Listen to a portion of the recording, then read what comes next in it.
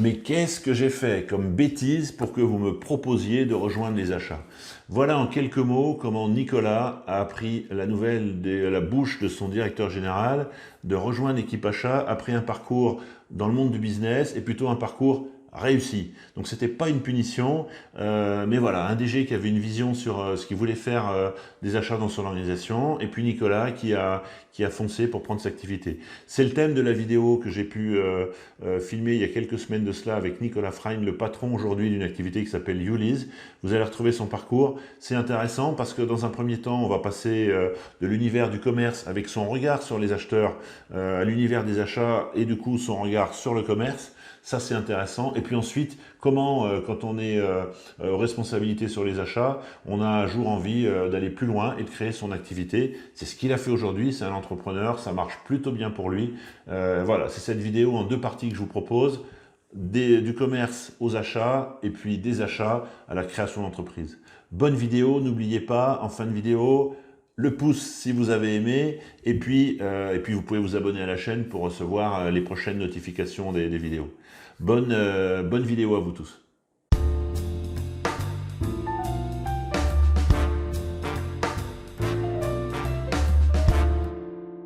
Nicolas, bonjour. Bonjour Fabrice. Eh bien écoute, merci de m'accueillir dans tes locaux. Merci de passer quelques instants avec moi. Et merci aussi de te prêter à l'exercice. Donc du coup, on va parler de ton parcours, de toi, de ton regard sur le commerce, le business, le métier des achats, et puis aussi ce que tu fais aujourd'hui, ton rôle d'entrepreneur. Mais peut-être que pour démarrer, on revient un peu sur l'histoire. Voilà, tu es qui, tu viens d'où, quelles études, est-ce que tu peux te présenter en quelques mots? Alors, pour me présenter en quelques mots, Nicolas, j'ai 43 ans, je suis un heureux papa de 4 grandes filles, enfin de 4 filles, il y a un peu des grandes et des petites. Moi, au départ, je suis un vendeur, clairement vendeur dans le sang.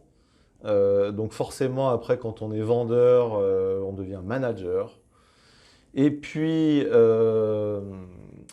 presque malgré moi, je suis devenu acheteur pour aujourd'hui être entrepreneur. Voilà, c'est comme ça que je pourrais me définir de la manière la plus succincte possible. Super, c'est clair. On va revenir sur le presque malgré moi pour le coup, parce que tout le monde s'interroge. Bah oui, Hein, justement. c'est ça. Alors du coup, ça démarre dans les métiers du commerce. C'est quoi le début de l'histoire, là, la Ouais, formation, début de l'histoire, moi je voulais absolument être vendeur parce que je trouvais ça quand même très cool d'être en costume et dans des belles voitures. C'est un peu le symbole du vendeur. Donc ça me plaisait bien. Au-delà de cela, moi j'aime la relation commerciale, le challenge, le goût de la performance, la capacité à servir, à vendre, être en interconnexion avec les autres, ça m'a toujours animé. J'étais pas très doué pour les études et je me suis réveillé tardivement dans les études, donc j'ai fait un bac professionnel et j'ai fait un BTS force de vente à l'époque chez Danone, qui était sympathique. Mais Danone, c'était pas très dans la mesure de la performance commerciale. Donc du coup, j'ai décidé ensuite d'aller dans la grande distribution.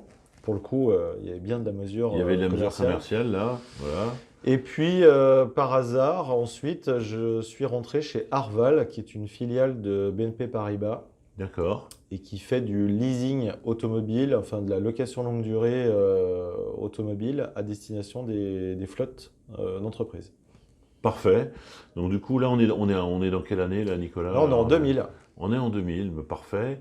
Et donc du coup, un parcours dans le monde du commerce chez un loueur, c'est-à-dire Voilà. on vend, on est chef de secteur, responsable, c'est ça? Exactement. On est un vendeur, on réussit, donc du coup, on passe manager, chef d'équipe, ensuite directeur d'agence, directeur régional, directeur des ventes pour la moitié de la France.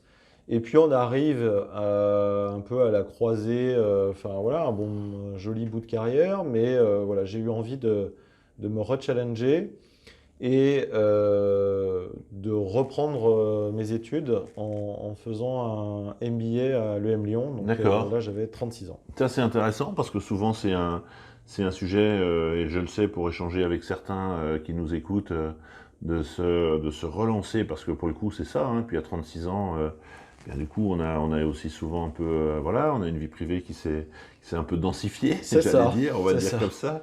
Et donc, du coup, À l'époque 3. voilà, c'était pas mal déjà, hein.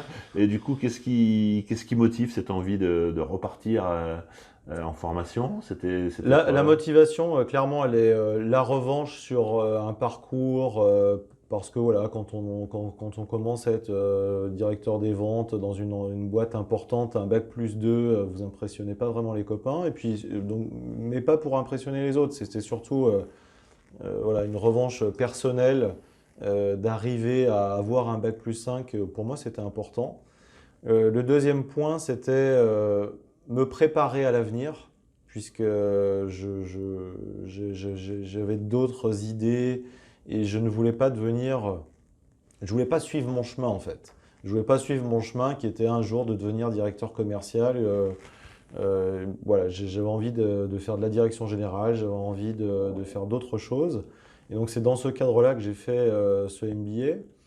Et pendant ce MBA, j'ai vraiment compris que je voulais devenir entrepreneur. C'est vraiment à ce moment-là où je l'ai cerné, où je l'ai perçu. Mais Arval, qui m'a accompagné jusqu'alors et dans ce cadre-là, on avait clairement convenu ensemble qu'à la fin de mon MBA, il me proposerait autre chose qu'un poste de manager commercial.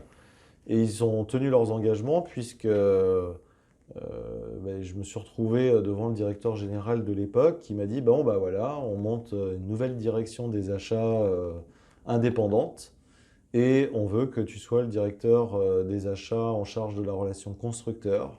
Donc c'est pour ça que je dis que je suis devenu acheteur malgré moi, Ça veut puisque... dire que c'était pas une demande de ta part? Mais pas du tout. D'accord, d'accord. Et donc, Pas, du pas coup, il y a du tout, eu... c'était pas du tout un poste que je visais en interne. J'ai été très surpris de la démarche, au point de lui dire mais je suis pas acheteur, je suis vendeur. Et j'étais encore plus surpris quand il m'a dit oui, mais justement. Justement, justement, ça c'est génial, hein. Souvent, tu sais, on raconte souvent cette blague de la personne qu'on veut nommer aux achats et qui souvent finit par dire, mais voilà, est-ce que j'ai fait une connerie? T'en étais presque là, quoi. Voilà, c'est une Oui, manière, j'en ai c'était pas une été. manière de me remercier en tous les cas de me nommer aux achats. Ça a commencé comme ça. Exactement, ouais, ça a commencé comme cela et j'ai été particulièrement séduit par la proposition lorsqu'il m'a dit, voilà, tu as deux objectifs, je veux avoir d'excellentes relations avec nos fournisseurs et deux, débrouille-toi pour acheter mieux. Et là, du coup, il a réveillé un peu la fibre entrepreneuriale et indépendante en me donnant le mandat et la liberté d'acheter mieux. Du coup, c'est un poste pour lequel j'ai pris énormément de plaisir, où j'ai pu m'exprimer au maximum. C'était une aventure vraiment extraordinaire et je ne suis pas sûr que j'aurais réussi aujourd'hui dans mon job d'entrepreneur si je n'étais pas passé par là. D'accord, donc du coup, ça c'est très intéressant. Alors, on va revenir un peu sur cette, bien sûr, hein, sur ce thème des achats. On vient du métier du commerce. On a un directeur général qui a une vision sur ce qu'il attend de toi, deux objectifs essentiels que tu nous as cités. Du coup, comment ça démarre et sur quoi t'appuies un peu tes convictions? Qu'est-ce que tu mets en place? Comment tu traduis ces objectifs en action, en pratique, en manière de gérer cette relation fournisseur? C'est quoi les grandes thématiques sur lesquelles tu es intervenu? Alors, je dirais que j'ai quelque part dupliqué mon ADN de vendeur en acheteur. Je m'explique. Quand on est un bon vendeur, son obsession, c'est de cerner des besoins, de comprendre les attendus de l'autre et clairement de savoir ce que le vendeur, ce que l'acheteur en face, quand on est vendeur, est capable de vous donner. Est-ce qu'on a un bon de commande comme ça, et voilà.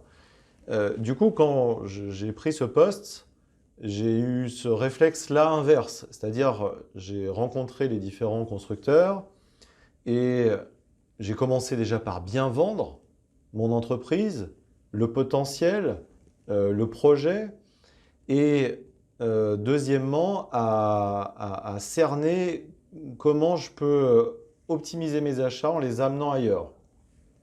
Et c'est en rentrant dans cette démarche de marketing achat D'accord.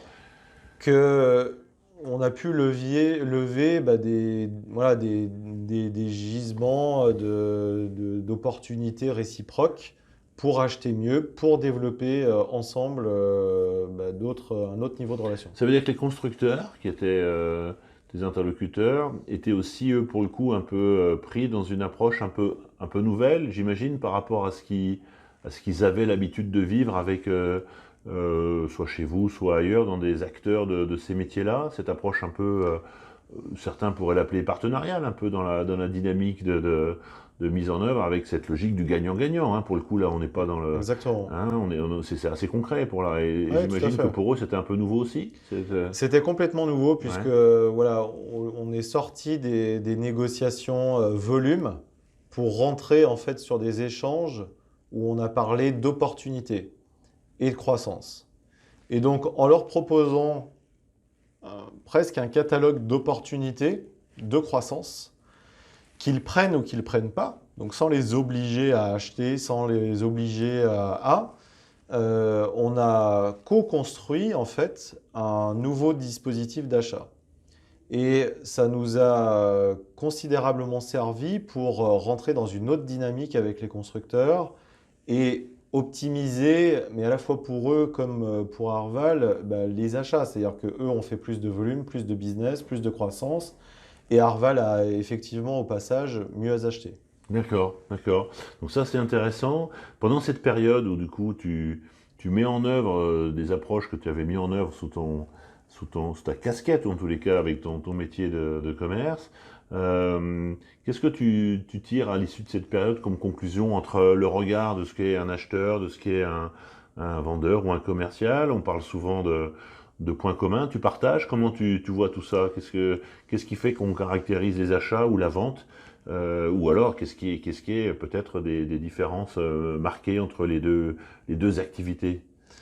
Alors oui, il y a des points communs, enfin voilà, faut déjà bien vendre son entreprise pour qu'on soit un acheteur ou qu'on soit un vendeur, faut déjà bien vendre, c'est indispensable. Ensuite, dans une fonction achat, moi tel que je l'ai vécu, je n'aurais jamais imaginé que d'être aux achats était aussi puissant, puisse être aussi stratégique, puis être aussi global. Et quand on est vendeur, finalement, voilà, on a un champ de vision qui est beaucoup plus large quand on est acheteur que lorsqu'on est vendeur. Moi, ça m'a clairement passionné.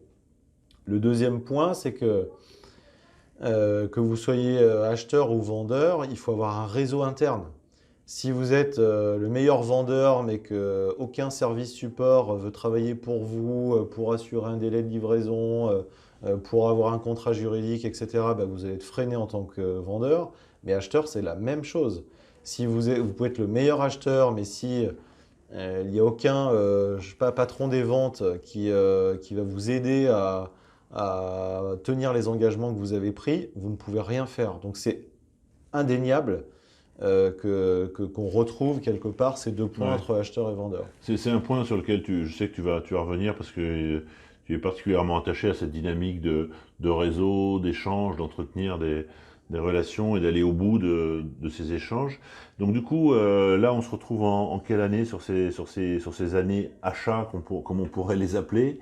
2014, 2015, 2014-2015 et j'ai quitté Herval début 2016. D'accord, donc du coup, l'expérience achat se termine et du coup, la bascule maintenant vers une nouvelle activité, le chef d'entreprise, hein, voilà, on est dans entrepreneur.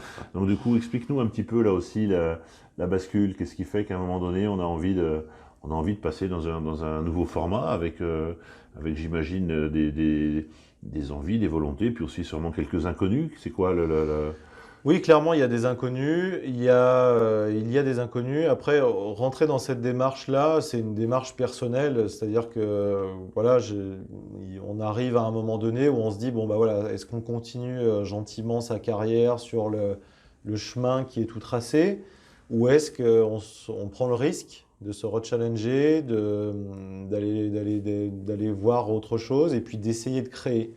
Moi, c'est vraiment quelque chose que j'avais en moi. Et j'ai décidé de créer une entreprise qui est dans un métier pour lequel je suis connu et reconnu et qui soit dans cet assemblage de mon parcours, c'est-à-dire de la vente, de l'achat, du réseau. Et donc, c'est pour ça que j'ai fondé YouLease. D'accord. Alors là aussi, on retrouvera des informations sur Ulysse, tout ça, pour les curieux et ceux qui ont des besoins. Qui sait, après tout, on ne Mais sait on est pas. combien? On va espérer tout ça. Parle-nous donc un peu de Ulysse, du coup, à la fois de la vision que tu as de ce marché, qui, comme tu l'as dit, est un marché en plein développement, des acteurs et du coup, peut-être de la position ou de là où tu t'es installé. Et aujourd'hui, qu'est-ce qui fait que vous êtes dans un tel développement? Je dirais que lorsque j'ai entrepris avec l'idée d'Ulysse, j'ai eu un réflexe d'achat. Je m'explique. Le point de marché clé, c'est que le leasing se généralise. C'est-à-dire que plus personne achète cash son véhicule, on le loue, on le finance en crédit bail, en moyenne durée, en longue durée, mais on loue, quelle que soit la taille de l'entreprise, que vous soyez monopossesseur, profession libérale ou un parc de 10-20 voitures, enfin tout le monde loue. Euh, le deuxième réflexe d'achat lorsqu'on loue et qu'on a décidé de louer, c'est l'optimisation financière. Et YouLease répond à cela un peu comme une agence de voyage. Nous, on ne fabrique pas les voitures, on ne les finance pas, mais on assemble, c'est-à-dire qu'on négocie des conditions avec les constructeurs, on travaille avec une douzaine de partenaires financiers qui sont des loueurs, des bailleurs, qui financent ces véhicules-là. Et la force de YouLease, via son réseau de distribution qui sont tous des indépendants, comme des concessionnaires automobiles répartis dans toute la France, on assemble le bon choix de véhicule par rapport à un besoin, le bon mode de financement et le bon financier par rapport à ce véhicule-là. En apportant un conseil, pour le coup local, avec un expert qui se déplace, qui vous apporte les conseils financiers, fiscaux, pour faire les bons choix et optimiser la mobilité de nos clients. D'accord, donc ça a démarré maintenant, Ulysse, Ça a c'est quoi, démarré il y a plus de 2 ans et demi. Voilà, moi j'ai quitté d'accord, Arval en 2016. J'ai voilà, monté un premier test et puis on a créé YouLease effectivement quelques mois ensuite. Quelques d'accord. mois Et après. aujourd'hui, il y a combien c'est Alors quoi, le territoire national commence à avoir des personnes chez toi, je crois que tu les appelles des Ulyssers, c'est ça, hein? exactement, D'accord, on a effectivement plus de 16 YouLeasers répartis dans toute la France qui sont que des gens experts en financement automobile. Cette année, on va faire un peu plus de 1500 commandes, donc d'accord, 1500 véhicules exclusivement pour les professionnels.